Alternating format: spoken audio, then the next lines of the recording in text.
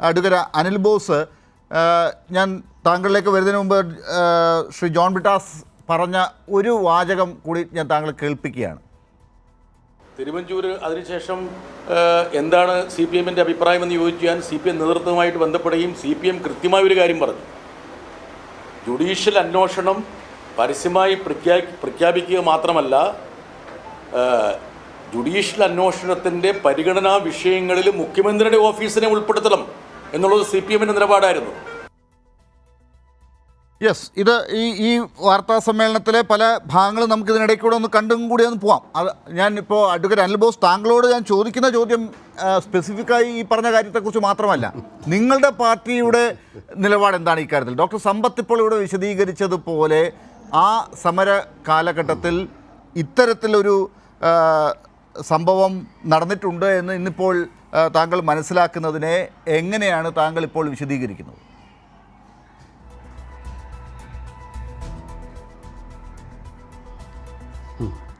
ഈ കാര്യങ്ങളൊക്കെ വളരെ ഇഷ്ടപ്പെട്ടു.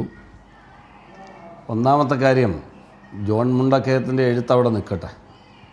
അതിനെ സംബന്ധിച്ച് അദ്ദേഹം ഇല്ലാത്തൊരു ചർച്ചയിൽ അഭിപ്രായം പറയുന്നത് നമുക്ക് ഒരു സാധുതയുള്ള കാര്യമായി ഞാൻ കരുതുന്നില്ല. കാരണം അദ്ദേഹം കൂടി ഈ ചർച്ചയിൽ ഉണ്ടായിരുന്നെങ്കിൽ തീർച്ചയായിട്ടും അതുമായി ബന്ധപ്പെട്ട നമുക്ക് പല ചോദ്യങ്ങളും ചോദിക്കാനും ക്ലാരിഫിക്കേഷനും ഒക്കെ ഉള്ള സാഹചര്യം ഉണ്ടായിരുന്നു. അദ്ദേഹത്തിൻ്റെ ലേഖനമാണ് ഒഴിവാക്കിയതുപോലെ സംബന്ധിച്ചാണ് എല്ലാവരും അഭിപ്രായം പറഞ്ഞിരിക്കുന്നത്. പക്ഷേ ഇവിടുത്തെ ഞാൻ ആയിക്കോട്ടെ, പറഞ്ഞോട്ടെ, ഈ ചർച്ചയിൽ പറഞ്ഞത് കേട്ടിട്ടാണല്ലോ ഞാൻ ഈ ചർച്ചയിൽ അതിന് മറുപടി പറയാനിരിക്കുന്നത്, എൻ്റെ ഭാഗം ചോദിക്കാനും പറയാനും ഇരിക്കുന്നത്. ഈ ചർച്ചയിൽ സമ്പത്ത് പറഞ്ഞത് എന്താണ് എന്ന് ഞാൻ കേട്ടു, ജനവും കേട്ടു, ജേക്കബ് ജോർജ് പറഞ്ഞ എന്താണെന്ന് കേട്ടു. അതിൻ്റെ ചുവട് പിടിച്ചാണ് ഞാൻ ഈ ചർച്ചയിൽ സംസാരിക്കാൻ ഉദ്ദേശിക്കുന്നത് എന്നാണ് പറഞ്ഞതിനർത്ഥം. തുടക്കത്തിലെ താങ്കൾ ഉപദ്രവിക്കരുത്, മൂഡ് മാറ്റരുത്, അതാദ്യം തന്നെ പറയുക. ഇവിടെ സമ്പത്ത് പറഞ്ഞ ഒരു കാര്യം, 50,000-ലധികം ആളുകൾ തിരുവനന്തപുരം സിറ്റിയിലേക്ക് വളരെ ആവേശത്തോടുകൂടി സമരം ചെയ്യുന്നതിന് വേണ്ടി വന്നു. സ്വാഭാവികമാണ്. CPM പോലെ, ഇടതുപക്ഷ മുന്നണി പോലെയുള്ള അതിശക്തമായ ഒരു സംഘടനാ അടിത്തറയുള്ള ഒരു പാർട്ടി ഒരു ഗവൺമെൻറ്റിനെ മുൾമുനയിൽ നിർത്തുന്ന ഒരു സമരം സംഘടിപ്പിക്കുമ്പോൾ അവിടെ ആളുകളെ കൊണ്ടുവരാൻ കഴിയുന്ന പാർട്ടിയാണ് ഇടതുപക്ഷം. ആ കാര്യത്തിൽ എനിക്ക് തർക്കമില്ല. പക്ഷേ അവിടുത്തെ LDF-കാരുടെ വീടോ അല്ലെങ്കിൽ അവിടുത്തെ മറ്റായ മുഴുവൻ വീടുകളോ തുറന്നു കൊടുത്താലും അവിടെ CPM പോലെ ഒരു സംഘടനാ സംവിധാനത്തിൽ, ഇടതുപക്ഷ മുന്നണി പോലൊരു സംഘടനാ സംവിധാനത്തിൽ വരുന്ന ആളുകളുടെ പ്രാഥമിക കാര്യങ്ങൾ അവിടെ നിർവഹിക്കാൻ കഴിയില്ല. ഇത് എനിക്ക് കൃത്യമായ ബോധ്യമുള്ളത് കൊണ്ടാണ് ഞാൻ സംസാരിക്കുന്നത്. ഇടതുപക്ഷ മുന്നണിയുടെ നേതൃയോഗത്തിൽ തന്നെയും CPM-ൽ തന്നെയും സമരരീതിയെ സംബന്ധിച്ച് രണ്ട് അഭിപ്രായമുണ്ടായിരുന്നു. ഒന്ന്, എക്സ്ട്രീം പോയിന്റിലേക്ക് പോകണം എന്നുള്ള VS അച്യുതാനന്ദൻ അടക്കമുള്ള ആളുകളുടെ നിലപാടുകൾ അന്ന് ചർച്ച ചെയ്യപ്പെട്ടതാണ്. ഞാൻ എത്രയോ ദിവസം ഇതുമായി ബന്ധപ്പെട്ട ആ വിഷയങ്ങളിൽ അന്ന് ചർച്ചയിൽ പങ്കെടുത്ത ഒരാളാണ്. ജേക്കബ് ജോർജ് അടക്കം, സമ്പത്തടക്കം, ലാലടക്കമുള്ള ആളുകൾക്ക് അറിയാമല്ലോ. അപ്പോൾ അതിനെക്കുറിച്ച് കൃത്യമായ ബോധ്യമുണ്ട്. മാത്രമല്ല, ഇതിൻ്റെ അകത്ത് നിങ്ങൾ ഇപ്പോൾ കേൾപ്പിച്ച ഒരു ജോൺ ബ്രിട്ടാസിൻ്റെ സ്റ്റേറ്റ്മെൻറ്റ്, അദ്ദേഹത്തിൻ്റെ പ്രസ് മീറ്റിൽ അദ്ദേഹം പറഞ്ഞ കാര്യം, അതിനൊന്നും എനിക്ക് തർക്കമില്ല. അദ്ദേഹം പറഞ്ഞ ആ ഭാഗത്തോട് ഞാൻ വിയോജിക്കുന്നില്ല. പക്ഷേ അതല്ലല്ലോ, അതിന് മുമ്പ് പല കാര്യങ്ങളും ഉണ്ട്. നിങ്ങൾ പറയുമ്പോൾ എല്ലാം പറയണ്ടേ? ഈ ഇടതുപക്ഷ മുന്നണി ആരെയാണ് ഇതുമായി ബന്ധപ്പെട്ട് ഗവൺമെൻറ്റിൻ്റെ മുൻപാകെ ഒരു ഡിമാൻഡ് നോട്ട് സബ്മിറ്റ് ചെയ്യാൻ ചുമതലപ്പെടുത്തിയത്? ആരെയാണ്? സമ്പത്തിനെയോ ജേക്കബ് ജോർജിനെയോ ജോൺ ബ്രിട്ടാസിനെയോ അല്ലല്ലോ. LDF കൂടി തീരുമാനിച്ച് ചുമതലപ്പെടുത്തിയത് അന്നത്തെ LDF-ൻ്റെ നേതാവായിട്ടുള്ള ശ്രീ NK പ്രേമചന്ദ്രനെയാണ്. ആ കാര്യത്തിൽ ലാലിന് തർക്കമുണ്ടോ? സമ്പത്തിന് തർക്കമുണ്ടോ? അപ്പോൾ NK പ്രേമേന്ദ്രൻ കൊടുത്ത ഡിമാൻഡ് നോട്ട്, ആ ഡിമാൻഡ് നോട്ടിലെ ഒന്നാമത്തെ ആവശ്യം എന്ന് പറയുന്നത് മുഖ്യമന്ത്രി രാജിവെക്കും വരെ സമരം, രാജിയല്ലാതെ ഒരു കോംപ്രമൈസ് ഇല്ല എന്നുള്ളതാണ് ഇടതുപക്ഷ മുന്നണിയുടെ ഒന്നാമത്തെ നിലപാട്. അന്നത്തെ വിഷയത്തിൽ ഉമ്മൻചാണ്ടി രാജിവെച്ചേ പറ്റൂ, മുഖ്യമന്ത്രി രാജിവെച്ചേ പറ്റൂ, അല്ലാതെ വിട്ടുവീഴ്ചയില്ല.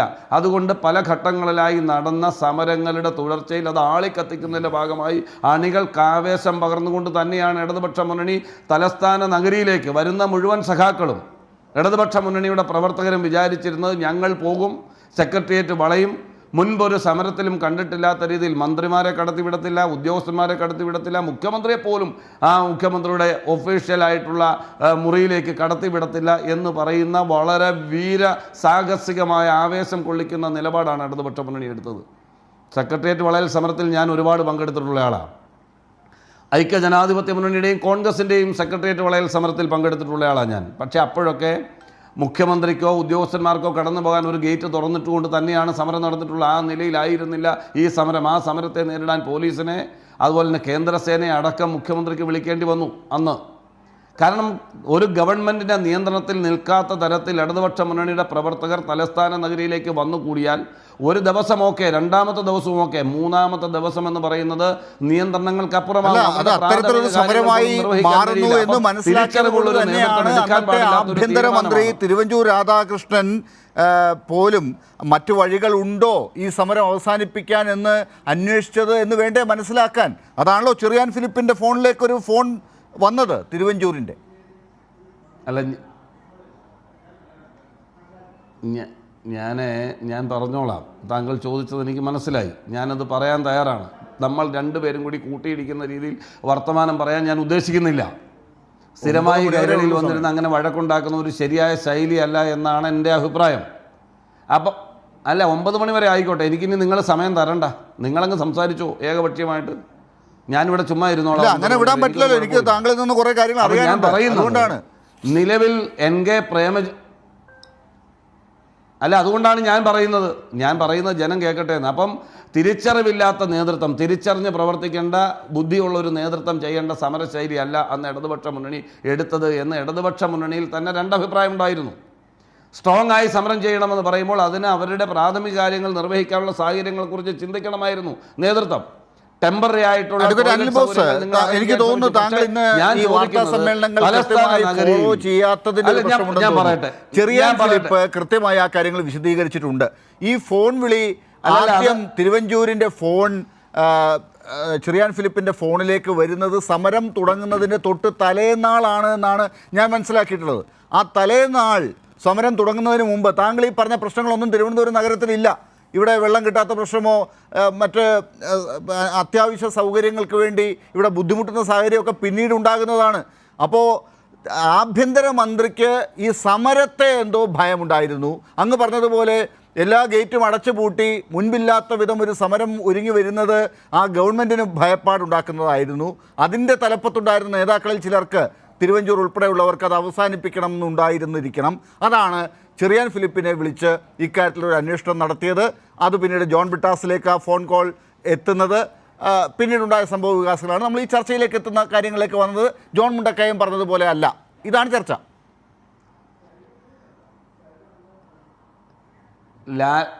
ലാലെ, സമ്പത്ത് സംസാരിച്ചപ്പോൾ താങ്കൾ എന്തുകൊണ്ട് ഇതല്ല ഇവിടെ സംസാരിക്കേണ്ടത്? സമ്പത്ത് പറഞ്ഞതിൽ കോൺട്രഡിക്ടറി ആയിട്ട് ഒന്നും ഇല്ലായിരുന്നു. സമ്പത്ത് ടോയ്ലറ്റ് സൗകര്യങ്ങളെ കുറിച്ച് പറഞ്ഞപ്പോൾ 50,000 പേര് ഒഴുകി വന്നപ്പോൾ അത് ചർച്ച ചെയ്യാനല്ല. അല്ലല്ല, വേണ്ട. സമ്പത്ത് 50,000 പേരെക്കുറിച്ചും അവിടുത്തെ ടോയ്ലറ്റ് സൗകര്യങ്ങളെക്കുറിച്ചും അവിടെ ഞങ്ങളെടുത്ത സമരരീതിയെക്കുറിച്ചും പറഞ്ഞപ്പോൾ അത് ചർച്ച ചെയ്യാനല്ല ഈ ചർച്ച.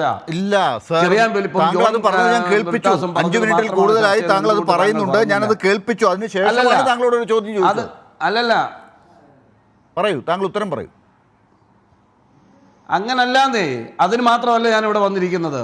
ഈ ചർച്ചയിൽ CPM പ്രതിനിധിയായി പങ്കെടുക്കുന്ന മുൻ MP കൂടിയായിട്ടുള്ള ശ്രീ A സമ്പത്ത് പറയുന്ന കാര്യങ്ങൾക്ക് എനിക്ക് മറുപടി പറഞ്ഞല്ലേ പോകാൻ കഴിയൂ. അതിന് മുമ്പ് നിങ്ങൾ പറയുന്നത് മാത്രം പറഞ്ഞ് എനിക്ക് പോകാൻ കഴിയൂ. തുടക്കത്തിൽ ഒരു ഇൻട്രോ ഒക്കെ അതുകൊണ്ടാണ് ഞാൻ ചോദിച്ചത്. അദ്ദേഹം പറഞ്ഞതിലെ കാര്യങ്ങൾക്ക് എൻ്റെ പൊന്നു ലാലെ ഒരു മര്യാദ കാണിക്കില്ലാലേ. സമ്പത്ത് പറഞ്ഞതിന് മറുപടി പറയണം എനിക്ക്. ഇല്ലെങ്കിൽ നിങ്ങൾ ചർച്ച ചെയ്തോ. എനിക്ക് ഇറങ്ങിപ്പോയില്ല, വീണ്ടും ഇറങ്ങിപ്പോയേക്കാം. ഇപ്പൊ തന്നെ 7 മിനിറ്റിൽ കൂടുതലായി പറഞ്ഞതിന് എനിക്ക് മറുപടി പറയാൻ എന്റെ ചോദ്യം, സമ്പത്ത് പറഞ്ഞതിന് മറുപടി പറയാൻ എനിക്ക് അവസരം ഉണ്ടോ ഇല്ലയോ? ഉണ്ട്. ഡോക്ടർ സമ്പത്ത് പറഞ്ഞതിന് മനസ്സിലായില്ലേ? സമ്പത്ത് പറഞ്ഞതിന് ഞാൻ മറുപടി പറയട്ടെ. ഇല്ല, നിങ്ങൾ എന്നോട് ചോദിക്കേണ്ടതേ, ഞാൻ അങ്ങ് ഇറങ്ങിയേക്കാന്നേ. പറയൂ സാർ, എനിക്ക് യാതൊരു വിരോധമില്ല. സമയം കളയാതെ വേഗം പറയൂ. മച്ചമ്പി കൂടി ഇരുന്ന് ചർച്ച സമയമാണ് പോകുന്നത്, വേഗം പറയൂ. അളിയനും മച്ചമ്പി കൂടി ഇരുന്ന് ചർച്ച ചെയ്തോ സാർ? ആവശ്യമില്ലാത്ത വാക്കുകൾ പ്രശ്നം. മുഖ്യമന്ത്രി ചർച്ചയിൽ പങ്കെടുക്കുമ്പോൾ ആരോപണത്തിന്റെ അടിസ്ഥാനത്തിൽ ഒരു നേതാവാണ്, വാക്കുകൾ കൃത്യമായി നല്ല രീതിയിൽ ഉപദ്രവം ഉണ്ടാക്കിയതല്ലേ? ഒരൗചിത്യം കാണിക്കുക. അതൊക്കെ വാക്കൊക്കെ എനിക്ക് കൃത്യമായിട്ട് ഉപയോഗിക്കാൻ അറിയാം. താങ്കളുടെ ചീട്ടൊന്നും വേണ്ട. താങ്കൾ ഇടപെടാതിരുന്നാൽ മര്യാദയ്ക്ക് ചർച്ച പോവും. ഇല്ലെങ്കിൽ താങ്കളും സമ്പത്തോട് ഇരുന്ന് ചർച്ച ചെയ്യും, ഞാനങ്ങ് ഇറങ്ങും. മനസ്സിലാവും. ഈ അളിയനും ഇവിടെ വന്ന് 1 മണിക്കൂർ ഇരുന്ന് നിങ്ങൾ പറയുന്നതെല്ലാം കേട്ടിട്ട് പോകാനല്ല ഞാൻ വന്നിരിക്കുന്നത്. മനസ്സിലായില്ലേ? ഇവിടെ ജുഡീഷ്യൽ അന്വേഷണമല്ല ഇടതുപക്ഷ മുന്നണിയുടെ ഒന്നാമത്തെ ആവശ്യം. അതിന്റെ ടേംസ് ഓഫ് റെഫറൻസ് അല്ല ഇടതുപക്ഷ മുന്നണിയുടെ ഒന്നാമത്തെ ആവശ്യം. ആ ഇടതുപക്ഷ മുന്നണി ചുമതലപ്പെടുത്തിയ പ്രകാരം NK പ്രേമേന്ദ്രൻ എന്ന അന്നത്തെ ഇടതുപക്ഷ മുന്നണിയുടെ നേതാവ് കേരള ഗവൺമെന്റ് മുൻപാകെ അല്ലെങ്കിൽ UDF മുമ്പാകെ, UDF നേതൃത്വം മുമ്പാകെ സബ്മിറ്റ് ചെയ്തിരിക്കുന്ന, ആ ഗവൺമെന്റ് മുമ്പാകെ, മന്ത്രിസഭ മുമ്പാകെ സബ്മിറ്റ് ചെയ്തിരിക്കുന്ന ഡിമാൻഡ് നോട്ടിലെ ഒന്നാമത്തെ ആവശ്യം മുഖ്യമന്ത്രി രാജിവെക്കണമെന്നാണ്. മനസ്സിലായില്ലേ? മുഖ്യമന്ത്രി രാജിവെപ്പിച്ച സഖാക്കൾ മടങ്ങുമെന്നായിരുന്നു നിങ്ങളുടെ തീരുമാനം. ആ തീരുമാനത്തിൽ ആവേശം കൊണ്ടാണ് അണികൾ അവിടെ ഒഴുകിയെത്തിയത്. ശരി, അപ്പോഴാണ് എന്റെ ചോദ്യം ഇതാണ്. ഇതൊക്കെ കണ്ട് ഒരുപക്ഷേ ആ സർക്കാരിന്റെ നേതൃത്വത്തിലുള്ളവർ ആ സമരത്തെ എങ്ങനെയെങ്കിലും തണുപ്പിച്ച് തിരിച്ചയക്കണമെന്ന് ആഗ്രഹിച്ചിട്ടുണ്ടാകാം. അതാണ് തിരുവഞ്ചൂർ അവർക്ക് താമസിക്കാൻ കഴിയുന്ന സൗകര്യമില്ലെന്നും അവരുടെ പ്രാഥമികമായിട്ടുള്ള കാര്യങ്ങൾ നിർവഹിക്കാൻ കഴിയാതെ വരുമ്പോൾ തിരുവനന്തപുരം നഗരത്തിൽ ഉണ്ടാകാൻ പോകുന്ന വലിയ ദുരന്തത്തെക്കുറിച്ച് തിരിച്ചറിയാൻ ചിന്താശക്തിയില്ലാത്ത നിങ്ങളുടെ നേതാക്കൾക്ക് കഴിഞ്ഞില്ല. കഴിയുന്ന ആളുകൾ അതിലുണ്ടായിരുന്നു. ശരി, അവർ അഭിപ്രായങ്ങൾ ചൂണ്ടിക്കാണിച്ചു. അന്ന് നിങ്ങൾ അത് കേൾക്കാൻ ഞാൻ തിരിച്ചു